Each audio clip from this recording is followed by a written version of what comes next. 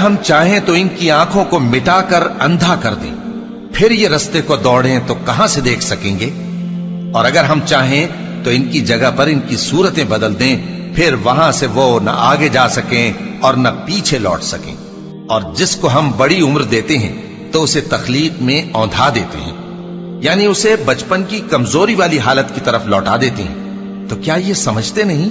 اور ہم نے ان کو یعنی اپنے پیغمبر صلی اللہ علیہ وآلہ وسلم کو شعر گوئی نہیں سکھائی، اور نہ وہ ان کو شایع ہی ہے۔ یہ تو محض نصیحت ہے اور صاف صاف قرآن ہے، تاکہ اس شخص کو جو زندہ ہو خبردار کرے اور کافروں پر بات پوری ہو جائے۔